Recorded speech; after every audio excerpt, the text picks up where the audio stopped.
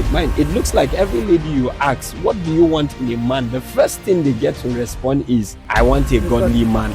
But I think where the priority should be is, are you godly? Are you godly before we start talking about whether you need a godly man or not? And the men too. It is when they are ready to get married that they want to start visiting churches to check whether they can find a godly sister. We need you now to be saved so that a sister can be saved in your hands. Saved so she can be saved in your hands. Yeah.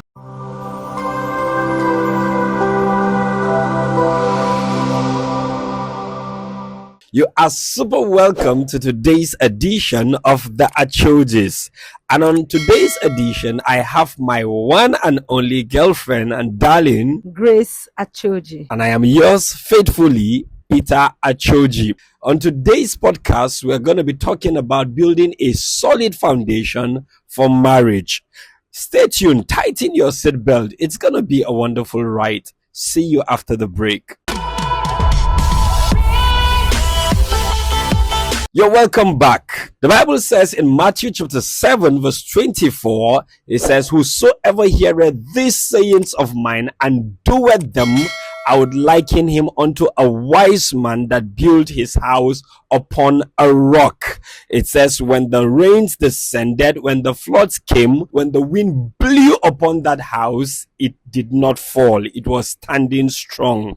So the kind of result you get in your marriage is determined by the kind of foundation you lay. Grace is going to take us through the points that we're going to be talking about today. Grace? Yeah. You know, when a man wants to build a house, the Bible says you count the costs. Very you don't important. just sit down, stand up and just put one or two blocks together and then you say you are building a house. Yeah. Before you build a house, you count the cost. A man that wants to build a 4-5 story building will not lay the same foundation with a man that wants to just build a one-bedroom flat, or a room self-contained. Yeah, the foundations will be different. What kind of marriage do you truly want to build? The kind of marriage you desire will determine the kind of foundation that you lay today. Very important. And today we are going to be looking at the things you should do to lay solid foundation for marriage.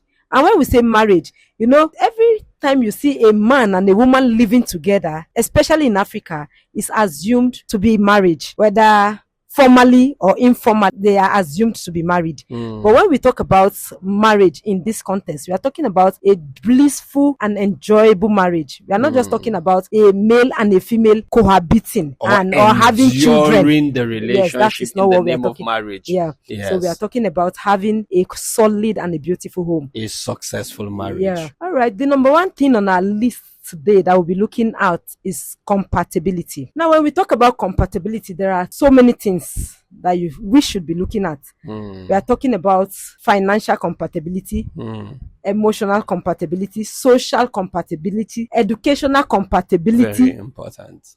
And spiritual compatibility. But right now, the focus is going to be on spiritual compatibility. All right. Yes. A fish taken out of water will not survive. So is a goat that will be taken into water. If you take a goat from the land to put into the water, the goat will not survive. You don't expect a believer marrying an unbeliever and expect that the marriage will be a blissful one or it will be a solid marriage.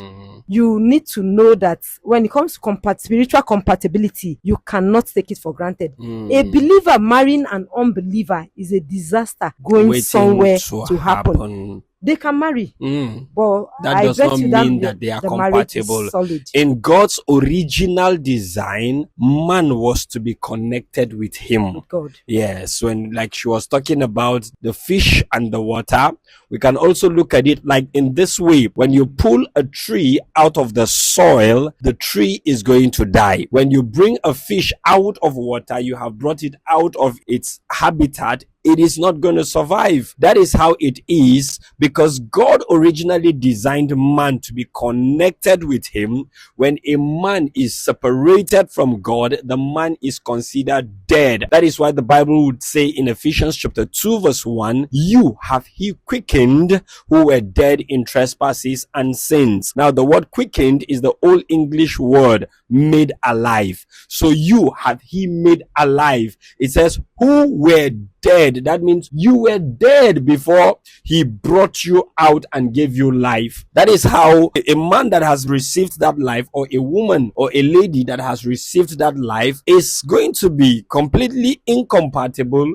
with a man or a woman that is still dead. You have not received the life of God. So we see incompatibility there already. Yeah. You know, when you ask, most of the time you see a sister that is in a relationship or considering someone, and you ask, is this person born again? The next thing you hear is, I think so. He goes to church. He goes to so church. Now that somebody goes to church does not necessarily mean that the person is born again. Born again. Yeah. Church is a hospital. Actually, a hospital is for the sick. Everyone goes to the hospital. Every sick person goes to the hospital. Should go to the hospital. Yes. So that the person goes to a church does not validate their spirituality. Life. Yes. It's so possible that the person attends a church does not necessarily mean that the person is born again. And when we go to hospital, it's possible that they are even born again, but you see, patients are always at different levels of recovery. And there are also patients that are not even responding to treatment at all. There are some that will be referred to a bigger hospital, and there are some that the doctors have actually given up on. Actually,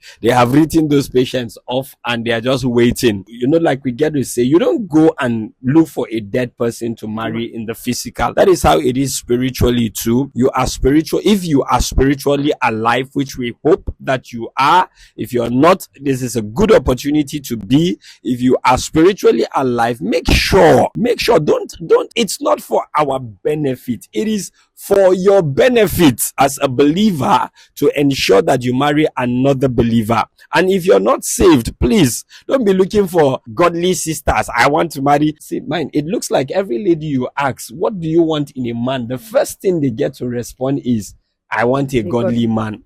But I think where the priority should be is, are you godly? Are you godly before we start talking about whether you need a godly man or not? And the men too. It is when they are ready to get married that they want to start visiting churches to check whether they can find a godly sister.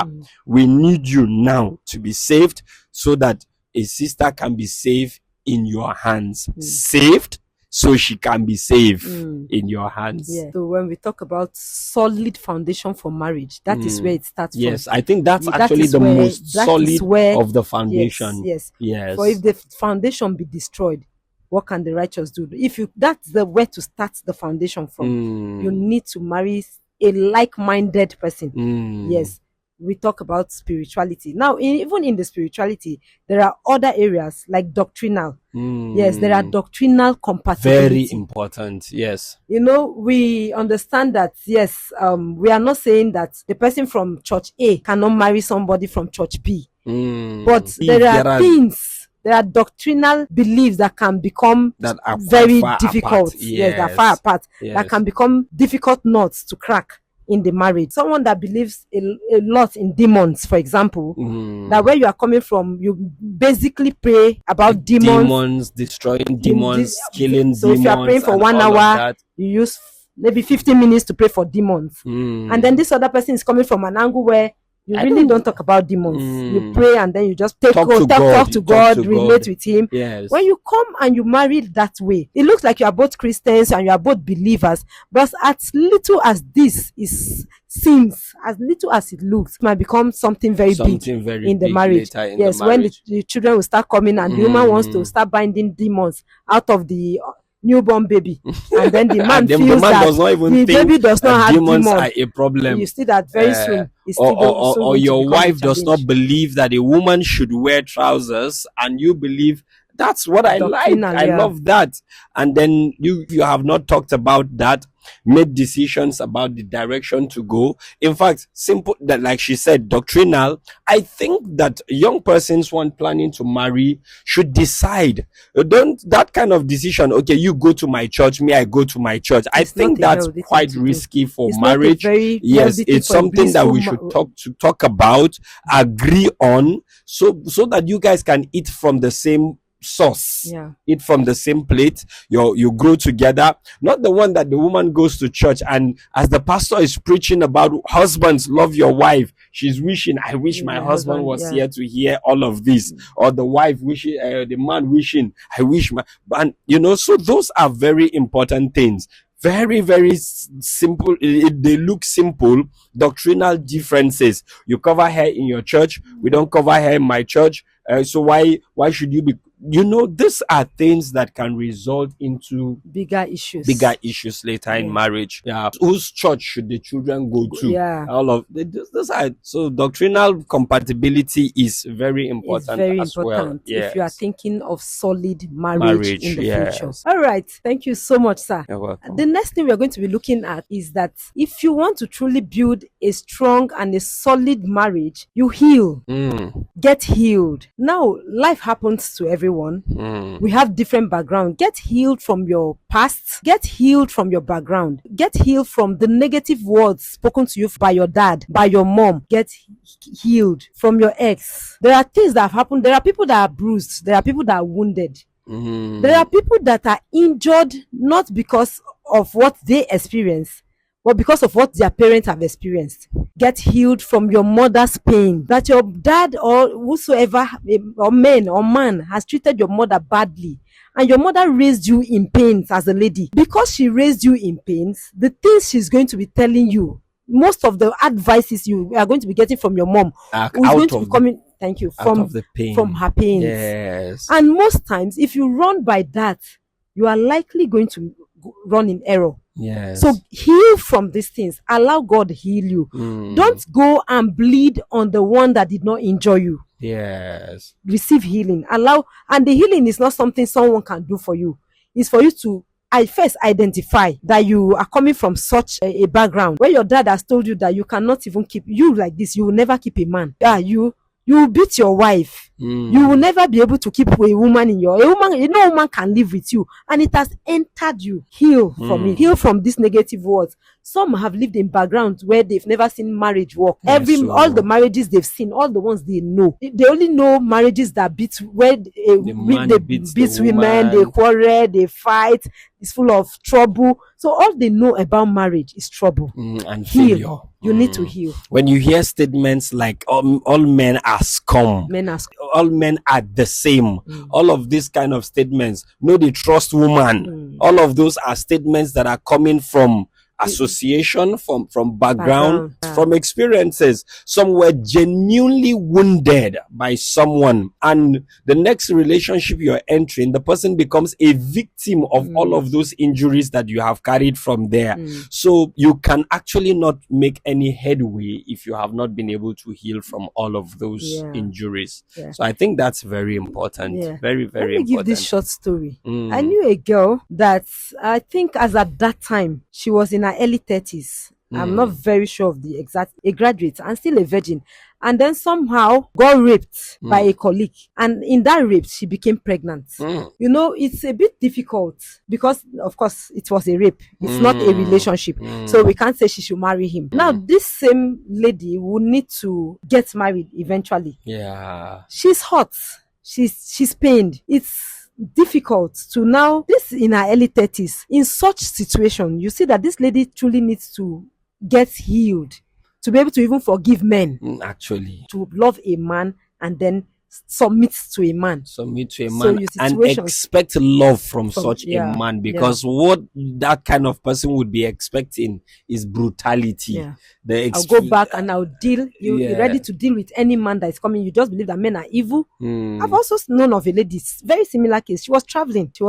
Actually, she boarded a taxi or whatever, And then I think everything happened late, and it was late. I don't know how she made that mistake, that the passenger offered her his place to sleep over because they were late and all of that. And then in the process, of course, she was raped and became pregnant too. You know, some have been bruised, some have been injured. So for you to truly build a solid foundation again for marriage in situations like this, you will need to allow God heal you. Yeah. So getting healed, you need to arrive at a place where you forgive yourself. Yeah. You forgive the person. Those persons now could be your dad, could be your mom, could be even siblings.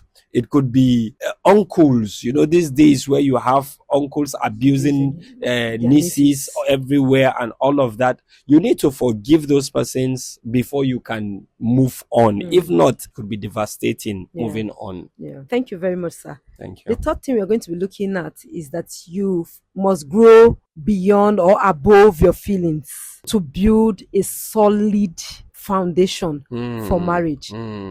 When we say feelings, we are talking about emotions. Yeah. If you allow your emotions lead, if you allow your emotions dictate for you as a single person, first is that even your choice is going to be a challenge. Yeah. And beyond the choice, even after you have made your choice, assuming you made the right choice, you got the right person.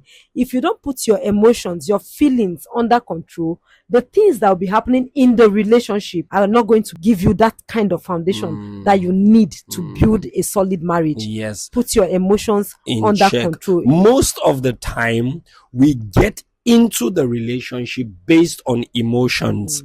I feel I've always desired the tall, dark, and handsome guy. I have always desired a pretty, shapy lady, fair. And then when you see that kind of person, those are the things that eventually prompt you into the relationship.